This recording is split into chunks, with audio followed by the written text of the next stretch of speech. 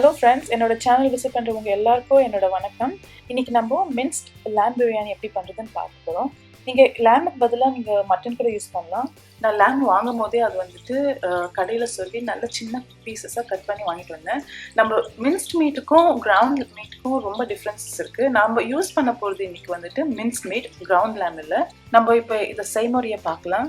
நான் ஒரு பெரிய பாத்திரத்தில் 2 டேபிள் ஸ்பூன் நெய் போட்டிருக்கேன். அது மெல்ட் ஆன உடனே அதில் நான் 1 இன்ச் பட்டையும் 1 ஸ்டார் அனீஸும் போட்டிருக்கேன். அடுத்தது 3 லவங்கம், 3 ஏலக்காய், 2 பிரியாணி இலை. நான் ஃப்ரெஷ்ஷாக யூஸ் பண்ண, நீங்கள் ட்ரை கூட யூஸ் பண்ணலாம். இப்போ இது கொஞ்சம் வதங்கின உடனே நான் வந்துட்டு 1 சின்ன ஸ்பூன் சோம்பும் 1 சின்ன ஸ்பூன் ஜீரகமும் ஆட் பண்ணுறேன். இப்போ இதை கொஞ்சம் ஒரு 30 செகண்ட்ஸ் ஃப்ரை பண்ணுங்க. இப்போ பார்த்தீங்கன்னா அந்த கரம் மசாலா எல்லாம் வந்துட்டு கொஞ்சம் ப்ரௌனிஷ் கலரில் மாறி இருக்கு. இந்த ஸ்டேஜில் வந்து நான் 1 டேபிள் ஸ்பூன் இஞ்சியும் 1 டேபிள் ஸ்பூன் ஜிஞ்சரும் ரொம்ப சின்னதாக கட் பண்ணி வச்சுருக்கேன். அதை ஆட் பண்ணி பச்சை வாசனை போகிற வரைக்கும் வதக்க போகிறேன். உங்களுக்கு இஞ்சி பூண்டு பேஸ்ட் வேணும்னா அதை கூட நீங்கள் ஆட் பண்ணலாம். ஆனால் நான் வந்துட்டு ஜஸ்ட் ஃபைனாக சாப் பண்ணிட்டு ஆட் பண்ணியிருக்கேன். அது ஆல்மோஸ்ட் பச்சை வாசனை போயிடுச்சு. இந்த ஸ்டேஜில் வந்து நான் ஒரு பெரிய வெங்காயத்தை ரொம்ப சின்னதாக நறுக்கி வச்சுருக்கேன். அதை ஆட் பண்ணி அது நல்லா வதக்க போகிறேன் ப்ரௌனிஷ் ஆகிற வரைக்கும். ஆல்மோஸ்ட் ப்ரௌன் கலரில் டர்ன் ஆயிடுச்சு என்னோட வெங்காயம். இப்போ வந்து இந்த ஸ்டேஜில் நான் மீட் ஆட் பண்ண போகிறேன். இப்போ பார்த்தீங்கன்னா இந்த மீட் நான் வந்து ரொம்ப சின்னதாக கட் பண்ணி வாங்கிட்டேன் ஸ்டோர்லேருந்து. இந்த மின்ஸ்ட் மீட்டை நம்ம போட்டு வதக்க போகிறோம் வெங்காயத்தோட. இது நல்லா கொஞ்சம் ப்ரௌனாக டேர்ன் ஆகிற வரைக்கும் நல்லா வதக்குங்க. ஒரு அட்லீஸ்ட் ஒரு 85% ப்ரௌனிஷ் ஆகிற வரைக்கும் வதக்கிட்டு அதுக்கப்புறம் நம்ம நெக்ஸ்ட் இன்க்ரீடியன்ஸ் ஆட் பண்ணலாம். இப்போ வந்து நான் 1 tablespoon chilli powder add பண்ணிப்போம். உங்களுக்கு எவ்வளோ தேவையோ காரத்துக்கு தகுந்த மாதிரி நீங்கள் ஆட் பண்ணலாம். 1/2 ஸ்பூன் மஞ்சத்தூள், 1 ஸ்பூன் கொரியாண்டர் பவுடர், அதாவது மல்லித்தூள், 1/2 டீஸ்பூன் கரம் மசாலா. நீங்கள் கரம் மசாலா பற்றி பிரியாணி மசாலா கூட யூஸ் பண்ணலாம். இன்கேஸ் நீங்கள் பிரியாணி மசாலா யூஸ் பண்ணுறதா இருந்தால் 1 ஃபுல் ஸ்பூன் யூஸ் பண்ணுங்க. இப்போ அது நல்லா மசாலாவையும் மீட்டையும் நல்லா மிக்ஸ் பண்ணிங்கன்னா அந்த மசாலா எல்லாம் நல்லா மீட்டோட கம்பைன் ஆகும். அதுக்கப்புறம் அந்த மீட்டை வந்துட்டு கம்ப்ளீட்டாக ப்ரௌனிஷாக கலரும் மாறிடும். அந்த ஸ்டேஜில் வந்துட்டு நான் 1 கப் புதினாவும் கொத்தமல்லி மிக்ஸ் பண்ணி வச்சுருக்கேன், ஸ்பைனாக கட் பண்ணி அதை ஆட் பண்ணி ஒரு 10 செகண்ட்ஸ்க்கு மிக்ஸ் பண்ண போகிறேன். 3 தக்காளி நான் ரஃப்லி சாப் பண்ணி வச்சிருக்கிறத ஆட் பண்ணுறேன். இது வந்து மீடியம் சைஸ் டொமேட்டோஸ்.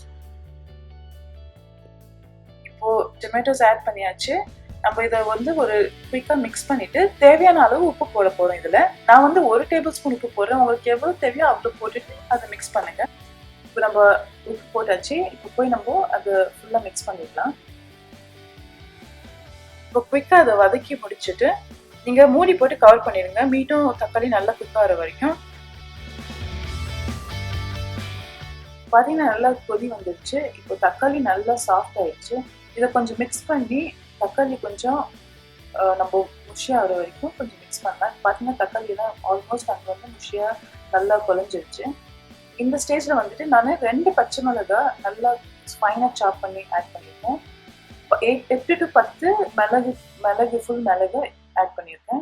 இப்போ ஒரு குயிக் மிக்ஸ் கொடுத்துருக்கேன். பார்த்தீங்கன்னா நல்லா இப்போ தக்காளிலாம் நல்லா வெந்துச்சு, மீட்டும் நல்லா வெந்துச்சு. சைடில் வச்சுட்டு நான் எந்த பாத்திரத்தில் பிரியாணி பண்ண போகிறேன்னா அந்த பாத்திரத்தில் 1 ஸ்பூன் நெய் ஆட் பண்ணியிருக்கேன். நெய் சூடான உடனே 1 டீஸ்பூன் ஜீரகம் அதில் ஆட் பண்ணுறேன். ஜீரகம் பொரிஞ்ச உடனே நான் ஏற்கனவே 2 கப்ஸ் பாஸ்மதி ரைஸை கழுவி 30 மினிட்ஸ் ஊற வச்சுருந்தேன். அதை ஆட் பண்ண போகிறேன். இப்போ வந்து நம்ம அந்த ரைஸை ஒரு 30 செகண்ட்ஸ்க்கு ரோஸ்ட் பண்ண போகிறோம் நெய்யோட. இந்த ரோஸ்டிங்க்கு ரீசன் என்னன்னா உங்களோட அரிசி வந்துட்டு பிரேக் ஆகாது, ப்ளஸ் ஆல்சோ நல்ல ஃப்ளேவர் கிடைக்கும் பிரியாணிக்கு. இப்போ நம்ம வேக வச்சிருக்கிற கறியும் இதில் ஆட் பண்ண போகிறோம். ஆட் பண்ணி ஒரு ஜென்டலாக மிக்ஸ் பண்ணிடுங்க. இப்போ 2 கப்ஸ் ரைஸ் நம்ம யூஸ் பண்ணுறதுனால நம்மளுக்கு 4 கப்ஸ் வாட்டர் தேவைப்படும். நான் வந்துட்டு 4 கப்ஸ் வாட்டர் ஆட் பண்ண போகிறேன். இப்போ 1 கப்பு ஃப்ரோசன் பட்டாணி யூஸ் பண்ணுறேன் நான். உங்களுக்கு பட்டாணி வேண்டாம்னா நீங்கள் கம்ப்ளீட்டாக இந்த ஸ்டெப்பை ஸ்கிப் பண்ணிடுங்க, நோ ப்ராப்ளம். இப்போ அதை ஒரு மிக்ஸ் பண்ணிவிட்டு அதுக்கப்புறம் நான் கொஞ்சம் கொத்தமல்லி தழை மேலே தூவ போகிறேன். அதேமாரி கொஞ்சம் புதினா தழை மேலே தூவ போகிறேன். இப்போ வந்துட்டு நான் நட்மெக் வந்துட்டு கொஞ்சமாக திருவி மேலே கொஞ்சம் தூவ போகிறேன்.